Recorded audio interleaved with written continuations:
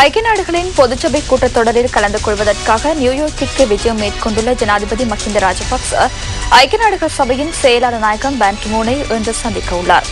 பொதுச்சபை கூட்டத்தொடரினை முன்னிட்டு இந்த கலந்துரையாடல் இடம்பெற உள்ளதாக ஜனாதிபதியின் ஊடக பணிப்பாளர் நாயகம் பந்துல ஜெயசேகர நியூஸ் ஃபர்ஸ்டுக்கு கூறினார்.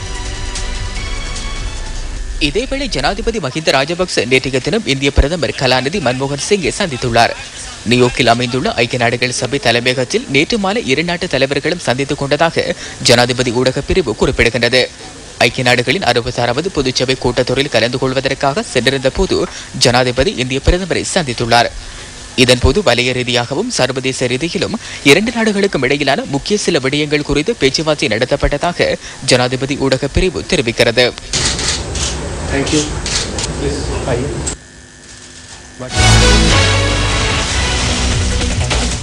முதல் ஸ்ரீலங்கா டெலிகாம், ஒரே தேசம் ஒரே குரல்.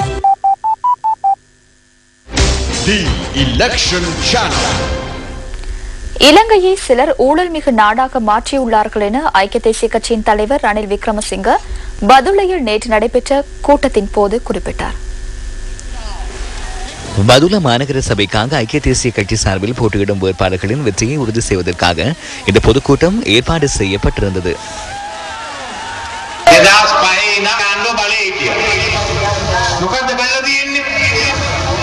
2005ஆம் ஆண்டு முதல் இந்த அரசாங்கமே ஆட்சியை கைப்பற்றியிருந்தது.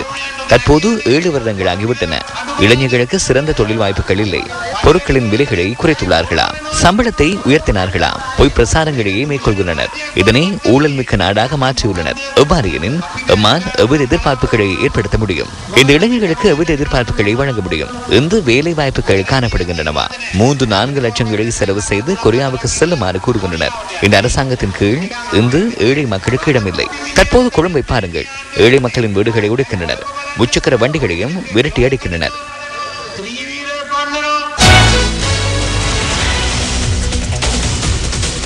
பிரஜைகள் குழுக்களின் ஊடாக மக்களுக்கு அதிகாரத்தை பெற்றுக் கொடுத்து நகர அபிவிருத்தியை துரிதப்படுத்த முடியும் என கொழும்பு மாநகர சபைக்காக போட்டியிடும் ஐக்கிய மக்கள் சுதந்திர கூட்டமைப்பின் முதன்மை வேட்பாளர் மெலிந்த மொரகொட குறிப்பிடுகின்றார். கொழும்பில் இன்று நடைபெற்ற பொதுக்கூட்டத்தில் உரையாற்றிய போதே அவர் இதனை தெரிவித்தார். வெற்றியின் பின்னர் நகரத்தை அபிவிருத்தி செய்ய வேண்டிய முறை தொடர்பில் மக்களின் கருத்துக்களை பெற்றுக்கொள்ளும் வகையில் கொழும்பு வனாதமுல்ல பகுதியில் இந்த கூட்டம் நடத்தப்பட்டது. மகேத் சங்கல்பே தமாய் சமாஜයට බලය නැවත දෙන්නේ.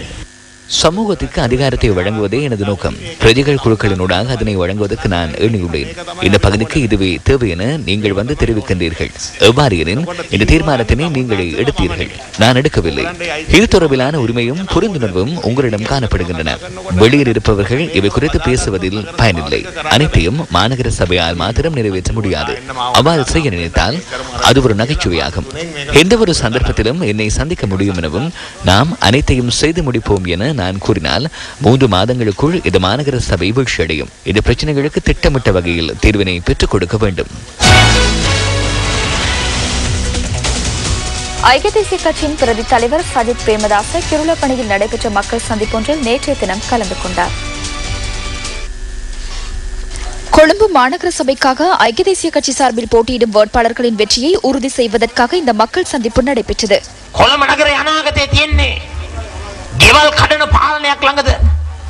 கொழும்பு நகரின் எதிர்காலம் வீடுகளை உடைக்கும் ஆட்சியிடமா அல்லது வீடுகளை நிர்மாணிக்கும் நோக்கமுடைய ஆட்சியிடமா உள்ளது என்பதை நீங்கள் தான் தீர்மானிக்க வேண்டும்.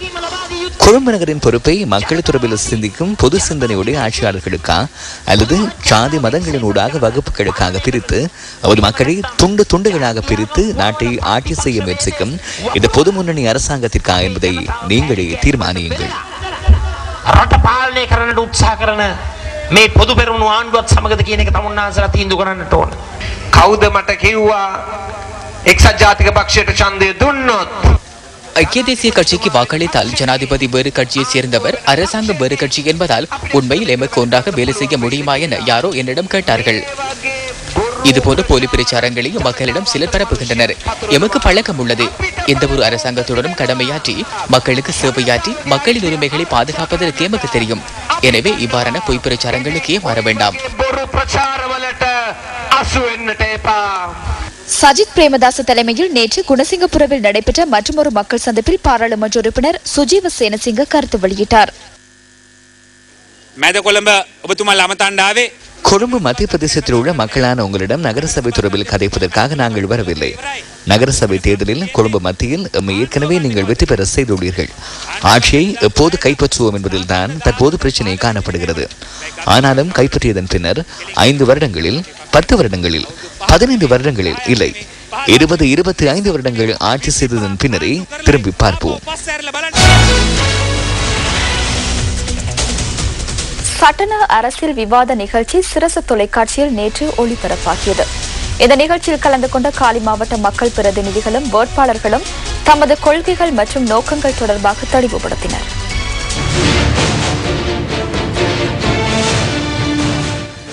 இம்முறை காலி மாநகர சபை தேர்தலில் போட்டியிடும் வேட்பாளர்களும் நேற்றைய சட்டன நிகழ்ச்சியில் கலந்து கொண்டனர். ரத்மலானையில் அமைந்துள்ள ஸ்டைன் கலையகத்தில் இருந்து சட்டன நிகழ்ச்சி ஒளிபரப்பு செய்யப்பட்டது.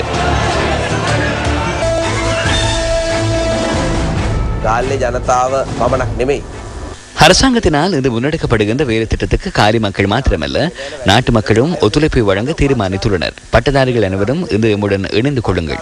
வரலாற்றில் நாங்களே பட்டதாரிகளுக்கு வேலை வாய்ப்புகளை வழங்கினோம். எஞ்சிய பட்டதாரிகளுக்கும் நிச்சயமாக வேலை வாய்ப்புகளை பெற்றுக் கொடுப்போம் என்பதனை தெளிவாக தெரிவித்துக் கொள்கிறேன். பட்டதாரிகளின் தொழில் பிரச்சினைக்கு தீர்வொன்றை வழங்கி 1994 ஆண்டு சந்திகா அவர்களிடம் ஆட்சியை கையளித்தோம்.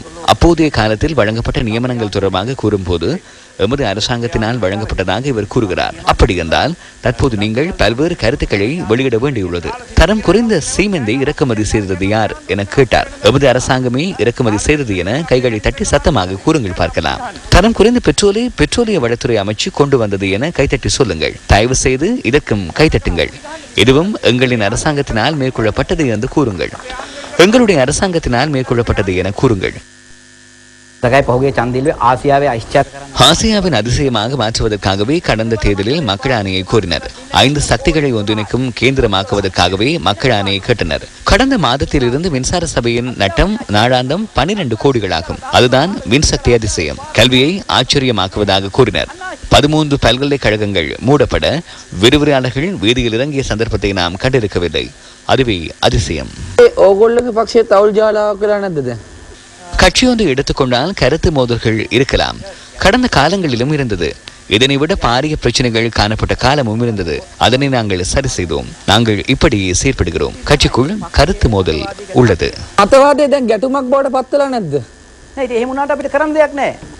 ලෙනින් කියනවා නම් දැන් විප්ලවයට යන් කියලා කිව්වනේ. ඒතකොට දැන් ඔබතුමාලා විප්ලවයට යනවද? අනිවාර්යයෙන්ම සමාජ විප්ලවයක් කරන්න ඕන, සමාජ පරිවර්තනයක් කරන්න. ආයුධ සන්නද්ධ විප්ලවයක්? නෑ, ආයුධ සන්නද්ධ විප්ලවයක් අපි කතා කරලා නෑනේ. ස්තුතියි මන්ත්‍රීතුමා. செய்திகள் தொடர்கின்றன. கிளிநொச்சி மாவட்டத்தை மேல்கட்டி எழுப்புவதற்கு ஆஸ்திரேலியா உதவி வழங்க முன்வந்துள்ளது. பயங்கரவாதம் காரணமாக கிளிநொச்சி மாவட்ட மக்களை தற்காலிகமாக வேறு இடங்களில் குடியமர்த்த நடவடிக்கை எடுக்கப்பட்டது.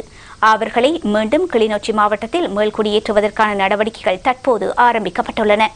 ஆஸ்திரேலிய அரச நிதி உதவியில் நிர்மாணிக்கப்பட்ட 100 வீடுகள் அம்மக்களிடம் கையளிக்கப்பட்டன. கிளிநொச்சி மாவட்டத்தின் கண்டாவளை பிரதேச செயலக பிரிவில் இவ்வீடுகள் நிர்மாணிக்கப்பட்டுள்ளன. இவ்வீடுகளை கையளிக்கும் நிகழ்வு இலங்கைக்கான ஆஸ்திரேலிய உயர்ஸ்தானிகர் கேத்தி குளோக்மன் தலைமையில் நடைபெற்றது.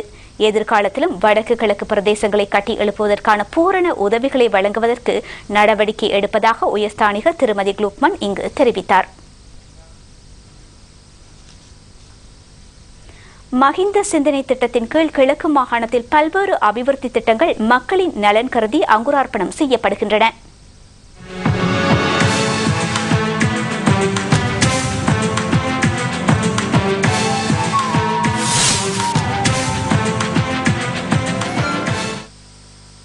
ஐக்கிய நாடுகள் சபையின் UNDP நிறுவனத்தின் 6 கோடி ரூபாய் செலவில் காத்தான்குடியில் அமைக்கப்பட்ட கழிவுநீர் அகற்றும் திட்டம் மற்றும் சிறுவர் பூங்கா என்பன திறந்து வைக்கப்பட்டன. ஐக்கிய நாடுகள் சபையின் UNDP நிறுவன இலங்கைக்கான பணிப்பாளர் டக்ளஸ் கே மற்றும் பிரதி அமைச்சர் MLM ஹிஸ்புல்லா ஆகியோர் தலைமையில் இத்திட்டம் திறந்து வைக்கப்பட்டது. வெள்ளத்தடுப்பு நடவடிக்கையாக கழிவுநீர் முகாமைத்துவ சுகாதார திட்டம் முன்னெடுக்கப்பட்டது.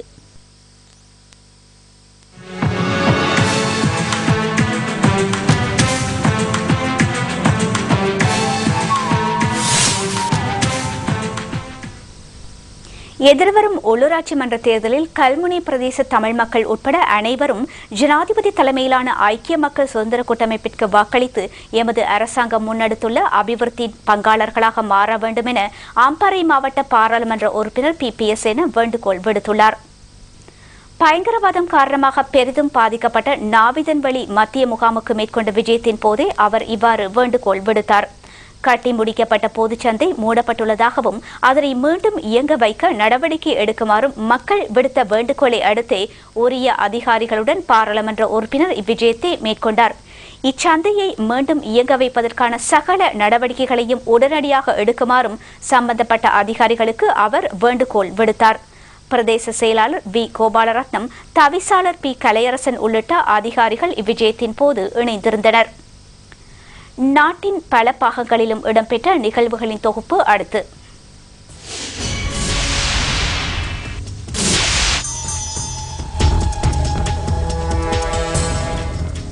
மர்ஹூம் MHM அஷ்ரஃபின் 11வது சிராத்து தினத்தை முன்னிட்டு தேசிய காங்கிரஸ் ஒழுங்கு செய்திருந்த நிகழ்வு நட்பெட்டி முனை அல் அக்ஸா மகாவித்தியாலயத்தில் நடைபெற்றது. மாகாண அமைச்சர் MS ஒதுமாலம்பை தலைமையில் நடைபெற்ற இந்நிகழ்வில் அமைச்சர் LM அத்தாவுல்லா பிரதம அதிதியாக கலந்து கொண்டார். ஏறாவூர் ஐயங்கனி பிரதேசத்தில் நிர்மாணிக்கப்பட்ட கைத்தொழில் மற்றும் சந்தைப்படுத்தல் கட்டட தொகுதி முன்னாள் அமைச்சர் MSS அமீர் அலி மற்றும் மாகாண அமைச்சர் MS சுபைர் ஆகியோர் தலைமையில் திறந்து வைக்கப்பட்டது. இதற்கென 25 லட்சம் ரூபாய் செலவிடப்பட்டுள்ளது.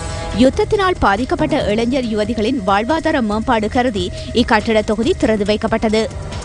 நல்லிணக்கத்திற்கான வடக்கு கிழக்கு சர்வமத ஒன்றியத்தின் ஏற்பாட்டில் சமய தலைவர்கள் மற்றும் சமூக தலைவர்களுக்கான மன்னார் மாவட்ட பல்சமய கருத்தரங்கு ஞானோதய வளாகத்தில் நடைபெற்றது. இலங்கை தேசத்தை மீளக்கட்டி எழுப்புவோம், முன்னோக்கி செல்வோம் என்ற தொனிப்பொருளில் இந்நிகழ்வு இடம்பெற்றது. சமூகங்களுக்கிடையே பரஸ்பர நம்பிக்கையையும் புரிந்துணர்வையும் ஏற்படுத்தும் நோக்கில் இக்கருத்தரங்கு ஒழுங்கு செய்யப்பட்டிருந்தது. அம்பாறை மாவட்டத்தில் கூட்டுறவு பசலை உற்பத்தி செய்து அவற்றை விவசாய பாவனைக்கும் மேட்டு நில பயிர்செய்கைக்கும் பயன்படுத்தும் திட்டத்தை மாவட்ட விவசாய திணைக்களம் மேற்கொண்டு வருகின்றது. சம்பு நகரில் இடம்பெற்ற இது தொடர்பான நிகழ்வில் அட்டாளிச்சேனை பிரதேச செயலாளர் MS நசீம் உட்பட அதிகாரிகள் கலந்து கொண்டனர். மனித உரிமைகள் அமைப்பின் அங்கத்தவர்களுக்கு அடையாள அட்டை மற்றும் சான்றிதழ் வழங்கும் நிகழ்வு மனித உரிமை அமைப்பின் தலைமையகத்தில் நடைபெற்றது. இவ்வமைப்பின் பணிப்பாளர் நாயகம் MNM அசீன் தலைமையில் நடைபெற்ற நிகழ்வில் பாதுகாப்பு செயலாளரின் இணைப்பு செயலாளர் லெஸ்லி ரூபசிங்க பிரதம அதிதியாக கலந்து கொண்டார். இவ்வியக்கம் நாடு பூராகவும் கிளைகளை கொண்டு இயங்கி வருகின்றது. கிழக்கு மாகாண சபை உறுப்பினர்களான S. ஜவாஹிர் சாலி மற்றும் MHS இஸ்மாயில் ஆகியோரது பன்முகப்படுத்தப்பட்ட நிதி ஒதுக்கீட்டில் ஓட்டமாவடி சிராஜ் அரபு கல்லூரிக்கு வகுப்பறை தளபாடங்களும் கணனி அறை தளபாடங்களும் வழங்கி வைக்கப்பட்டன. கல்லூரி அதிபர் MSM அஷ்ரப் தலைமையில் இது தொடர்பான நிகழ்வு இடம்பெற்றது. தேசிய இளைஞர் சேவை மன்றத்தின் ஏற்பாட்டில் தேசிய நட்புறவை கட்டி எழுப்பும் தொனிப்பொருளில் வடக்கும் தெற்கும் நிகழ்ச்சி திட்டத்தின் கீழ் மாவத்தகம பகுதிக்கு விஜயம் மேற்கொண்ட கிளிநொச்சி மாவட்ட இளைஞர் யுவதிகளுக்கு மகத்தான வரவேற்பு அளிக்கப்பட்டது. பாராளுமன்ற உறுப்பினர் நிரஞ்சன் விக்ரமசிங்க, மாவத்தகம பிரதேச சபை தவிசாளர் உப்புல் பெரேரா ஆகியோர் தலைமையில் இவர்கள் வரவேற்கப்பட்டனர். ஒரு வார காலம் இவர்கள் இப்பகுதியில் தங்கவுள்ளனர். கிழக்கு பல்கலைக்கழக திருகோணமலை வளாகத்திற்கான ஆயுர்வேத மருத்துவ கூடத்திற்கான விரிவுரை மண்டபமும் ஆய்வுக்கூடமும் இலங்கைக்கான இந்திய தூதுவர் அசோக் கே காந்தாவினால் திறந்து வைக்கப்பட்டன. கிழக்கு மாகாண ஆளுநர் மொஹான் விஜய் விக்ரம, மாகாண முதலமைச்சர் சிவனேசுவர சந்திரகாந்தன், பிரதி அமைச்சர் MKADS குணவர்தன உள்ளிட்டோர் இந்நிகழ்வில் கலந்து கொண்டனர். அத்துடன் ஒரு தொகுதி இலத்திரனியல் உபகரணங்களும் இந்திய அரசாங்கத்தினால் வழங்கப்பட்டன.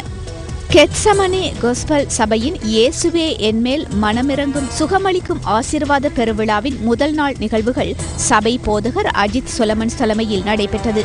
பாவ சாப வியாதி கட்டுகள் இருக்கிறவர்களுக்கு இயேசுவின் விடுதலை தருகின்ற இந்த ஆராதனை இன்றும் நாளையும் பாலத்துறை கெத்சமனே கோஸ்பல் சபையில் மாலை 4:30 இருந்து நடைபெறும். விளம்பர இடைவேளையின் பின்னர் வெளிநாட்டு செய்திகள் இடம்பெறும்.